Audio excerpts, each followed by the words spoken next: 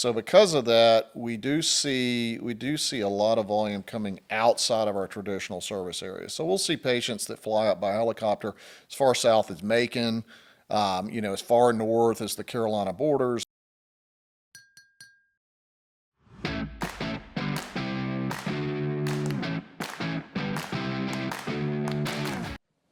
Welcome back to Brew Talks. I'm Steve Stroud, President and CEO of Roswell, Inc. We're your economic development organization for the city of Roswell. I'm Andy Williams, President and CEO of Visit Roswell, the city's official destination marketing organization charged with promoting tourism throughout the community. And a gentleman here that's very special to us, very special to this community also, has a very big job.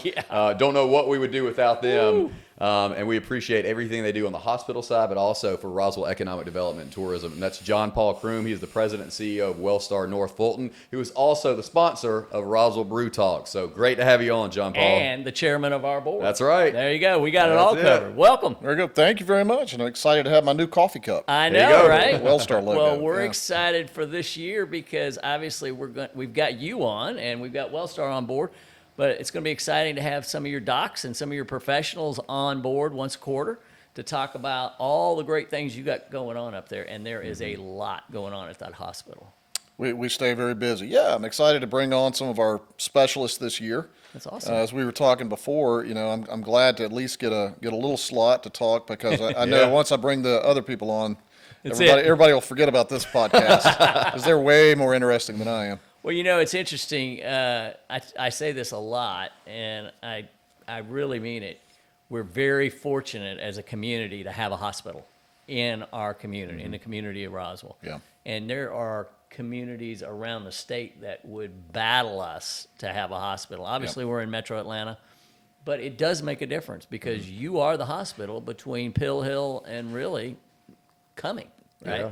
And so you serve a tremendous amount of area. Talk to us about your service area and a little bit about the trauma level. Mm-hmm. Sure. Yeah. So, to start, we're a community hospital. So we are the community of North Fulton, obviously based here in Roswell. A lot of our patients, traditionally for years have come from the North Fulton community, everywhere from, Sandy Springs to Roswell, Alpharetta, Milton, even some into Johns Creek, a little bit into Cumming. And as we've grown and as some of our services have grown over the years, that area has spread. So, for a lot of the bread and butter work that we do, a lot of traditional reasons that a lot of people come into the hospital for pneumonia or other medical issues, obviously that's kind of right around this area. Trauma starts to spread us out a little bit. We're a level 2 trauma center. Have been for a long, long time. And a lot of people will ask, what's the difference between a level 1 and a level 2 and a level 3, level 4? So level 1, that's like a Grady. Recently, our sister hospital over at Kennestone became a level 1. But the main thing that separates us from a level 1 is that at a Grady or at a Kennestone, they have medical residents, and so they have a teaching program. So like those television shows you see on TV and all the younger people in white coats walking around. The residents, for example. Yeah, they're the residents. Yeah, like them to show the resident. Yeah. So occasionally we'll have residents, but we don't have a residency program. But we do all the same work as any trauma, as any level 1 trauma program. So we see some of the worst traumas that occur in our area, and pretty much that area is, there's not a distinct boundary, but anywhere for the most part north of the perimeter, probably up halfway to Gainesville, we'll pick up. So that could be motor vehicle accidents. It could be gunshots, which, fortunately we don't have a lot of, but we do occasionally get those. And we have trauma surgeons that jump right in and take care of that. Our largest trauma is actually falls. It's people our age, when it gets nice in the spring and, their wife wants them to clean the gutters and they're going to hire somebody and we're like, you're not hiring anybody. I'm going to do that myself. Yeah. And we go put a ladder up and we've always been pretty good at balancing on that ladder. And this time we're not, and we end up breaking hips and ribs and everything. So we get a lot of falls. I bet you do. A lot of falls. And a lot of the people I visit in the ER, it's usually, me coming in to say, I'm sorry you've had a trauma. And, you know, the poor guy's sitting there and his wife will be sitting next to him, just not or shaking her head saying, I told him not to. Oh, that's I told him not to. we are stubborn. Yeah, we are. But So, but one of the newer services that we opened up about 4 years ago, kind of during the height of COVID, we opened up comprehensive stroke. So what we do with stroke is there's a lot of hospitals in Georgia that do what is called primary stroke. So people that have a stroke will go in, they'll give them, you know, some type of drug like TPA that breaks a clot, and that does work most of the time. But when it doesn't, you have to go to a comprehensive stroke center, and there you'll have neuroendovascular physicians, you'll have neurosurgeons that are specially trained to go in and remove that clot. And we have special equipment at our hospital that does that. And we're unique in that we are only one of 8 hospitals in the entire state that does this. wow. So because of that, we do see a lot of volume coming outside of our traditional service areas. So we'll see patients that fly up by helicopter as far south as Macon, you know, as far north as the Carolina borders, and we you know, we see those patients come in quite a bit. So most of the helicopters traffic that you see coming in, some of it's trauma, but I would say because of the distance, the majority of that is stroke. It is interesting. Having gone through leadership at North Fulton, Steve, I know you did that too.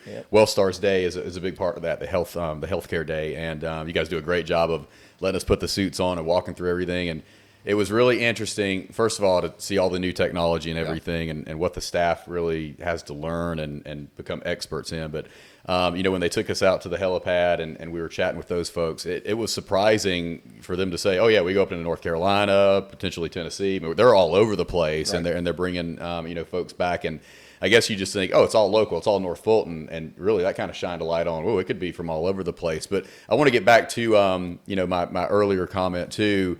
Because you've got the new cancer treatment, you've got, is it the Gamma knife? I mean, there is amazing technology coming out of that hospital now. Is there a particular shining star, if you had to point to a few different things of what you guys have really done to elevate in the recent years?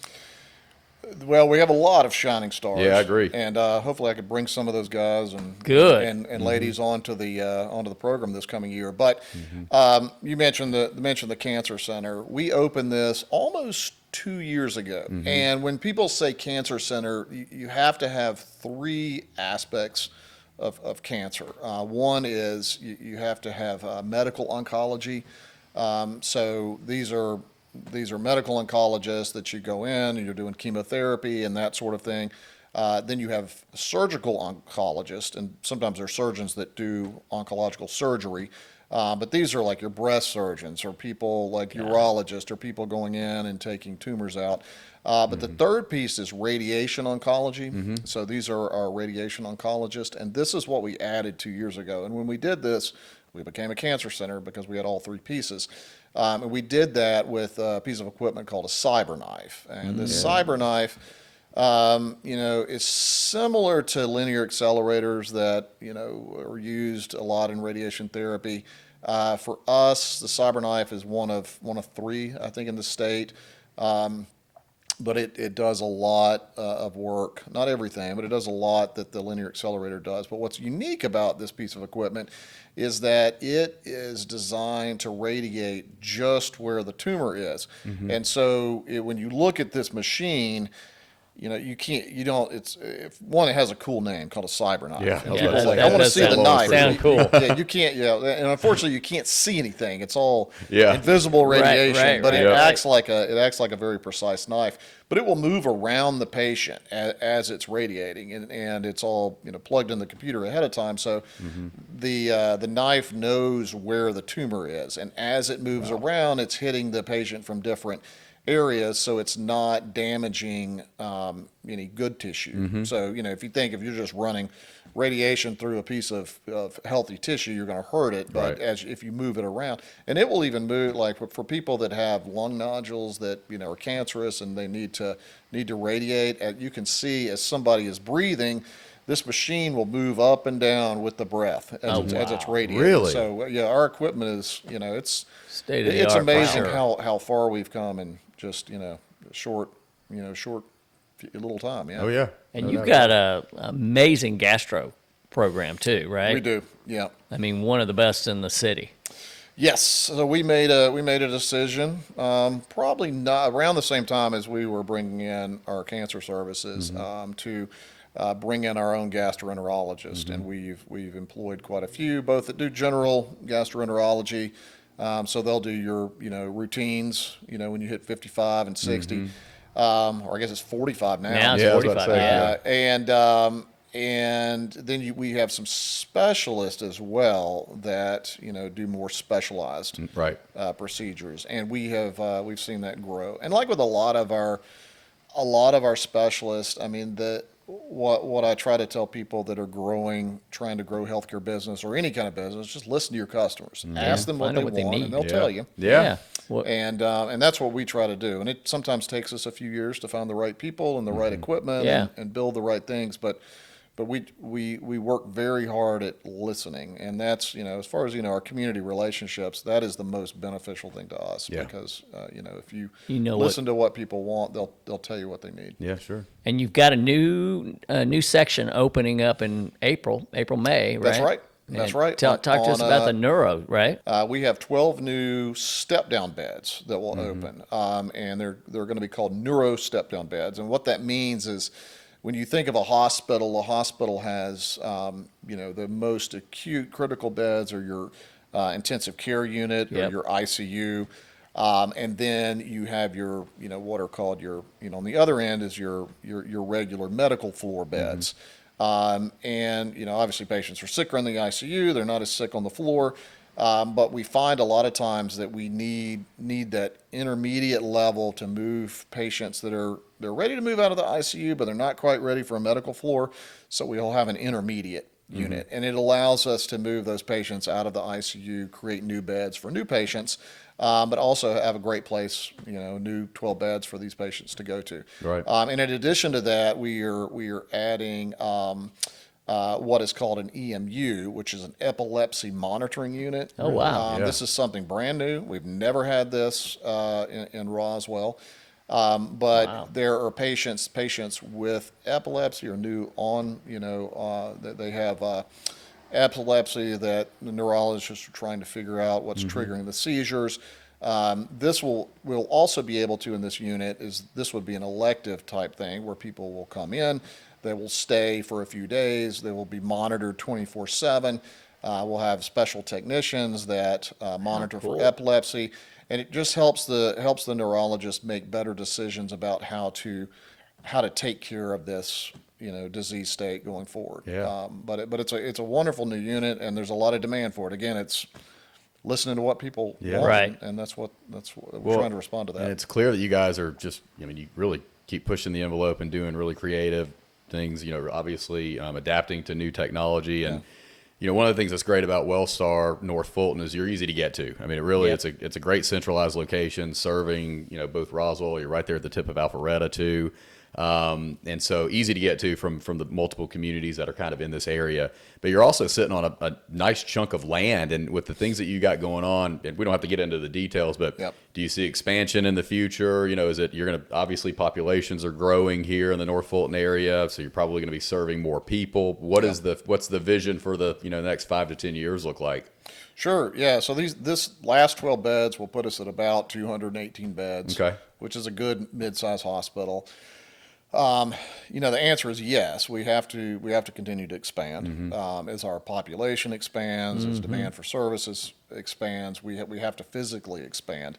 And we are still, we're close to growing into our space, but it will definitely get tight in the next few years. Okay. So we want to make sure that we're looking out 5-10 years on when that next big Maximize. expansion needs to occur. Sure. And a lot of it is just timing it just right. Yeah. It's you're never perfect. But, Yeah. Yeah. But I do know this, not just with healthcare, but like with most things in our Roswell community, if you build it and and there's a demand for it, it will grow. Yeah. It will grow. Yeah, absolutely. And you guys, I mean, since Wellstar showed up and bought it, from Tenet 5 years ago, 6 years ago. No, it's been 9 years. 9 years. Has it? Oh Yeah. my God, I'm getting Yep. gray. You see, I'm 9 losing it. years. Yeah. We're in like the 9 10 years. year range with all this. It Yeah. seems All like right. with So everything. yeah, we were just Gate City. We were just talking. I know because Yeah. I started 8 years ago. All right, yeah. so there you go. Yeah. Well, April 1st, you've yeah. seen the investment back into the community and back into that hospital, and again, you've seen the results. It's Yeah. grown.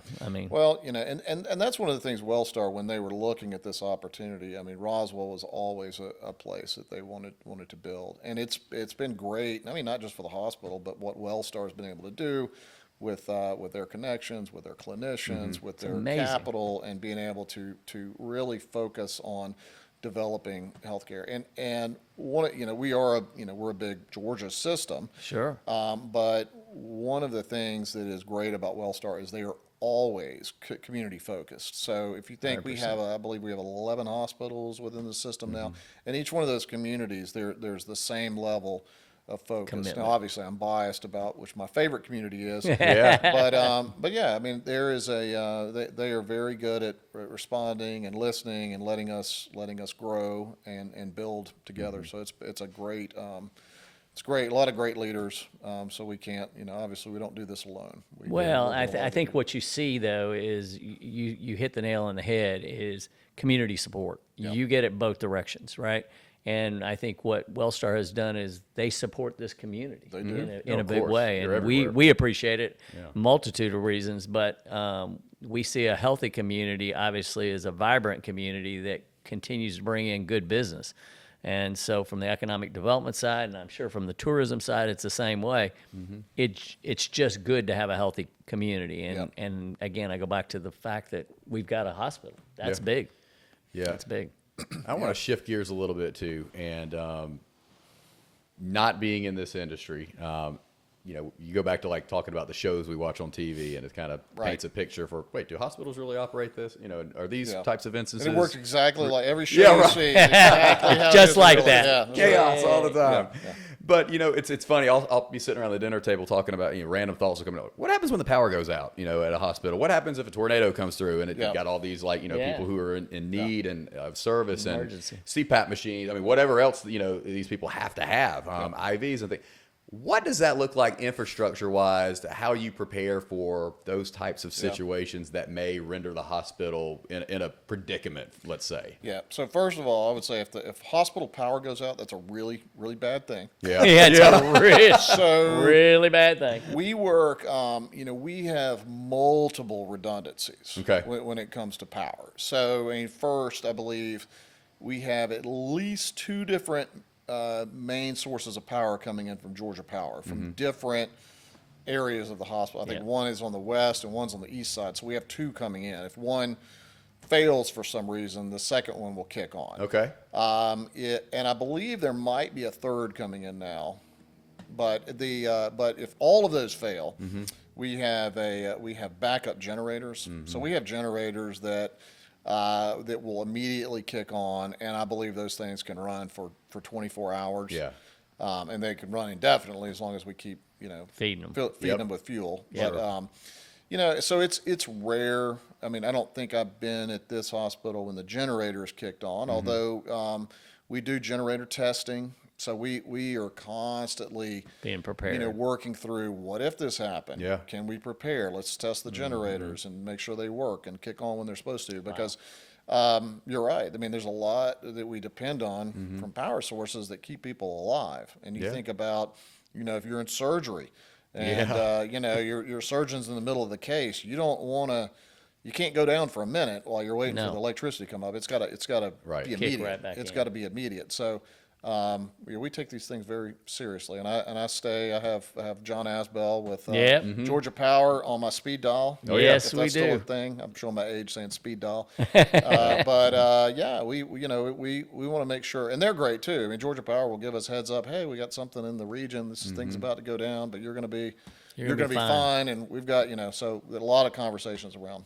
3 power sources and generators. You're good to go, folks. That's right. Yeah, you Love it. don't have I to learned worry about something that. new. Well, and quick plug too. Yeah. I'm off the rails at this point. The food at Wellstar is incredible. Oh, my gosh. Cafeteria Yeah. aside, if you've ever been to a catered event there, any kind of educational luncheon or networking event, the food is really fantastic. From their kitchen. And that, Jon-Paul, you're over a number of different things. I mean, you've got your doctors, your surgeons, I mean, all these different moving parts within food and beverage, janitorial services, Right. a lot of different vendors that you're, having to manage and your team's having to manage. Talk a little bit about like, what are some of those things that maybe the general public isn't aware of that you maybe have to deal with on a day-to-day basis? Yeah, so, if you think about a hospital is unique among many other businesses and industry because, in that hospital today, I've got at least 50 different businesses that are working together under the roof. And you mentioned a lot of them, but there's all different levels of training. There's different background, educational levels. So you have everybody, from your surgeons, you've got therapists that do all kinds of therapy, respiratory therapy, physical therapy. You've got technicians that run different types of imaging equipment, or they're OR technicians. You've got your housekeeping, your food services. You've got people that are trained to run those generators. Maintenance guys. You have your laboratory people that have spent their careers in the laboratory, making sure the testing goes the same way every time. So, and of course, nursing, which is our largest profession, and all of these are so extremely important. And when I talk to our new people every week in orientation, I'll tell them, I was like, if one of your groups doesn't show up, we shut down. So we have to make sure that we're constantly training and teaching and bringing new, fresh blood in, and we have to make sure that, we all work together, and it has to work seamlessly in order for that place to run. Did you say orientation every week? We do orientation every week. Every week. We recruit. We are constantly recruiting. Wow. Yeah. Always looking for new talent. Yeah, because you got over 1,000 employees when you've got that many. We do. I think at the hospital, just the hospital alone, with our team members and our some of our contracted team members, about 1,500. Yeah. Wow. Yeah. Yep. That's Big employment. amazing. Yeah. And it grows. It continues to grow. That's right. Well, Jon-Paul, thank you for coming on today. We look forward to the next episode with one of your specialists. That's Yeah. right. It'll be That's gonna be exciting. awesome. I know It'll several be way, of them. It'll be and- way more interesting. I don't We know love about it. that. We love it. Yeah. We're just glad. And again, we appreciate Wellstar's support of Brew Talks so that our listeners can hear more about what's going on in the community. And we're really enjoying putting this out to the different. I learned a lot today. This is Oh, great. yeah. Man. Well, it's Glad to be been here. it's been a pleasure, and we are so fortunate to be part of Roswell. Well, thank you. Good deal. As we always say, it's a great day to do business in Roswell. And if you need health care, Indeed. Wellstar's your guy. There we go. See ya. Cheers. Cheers.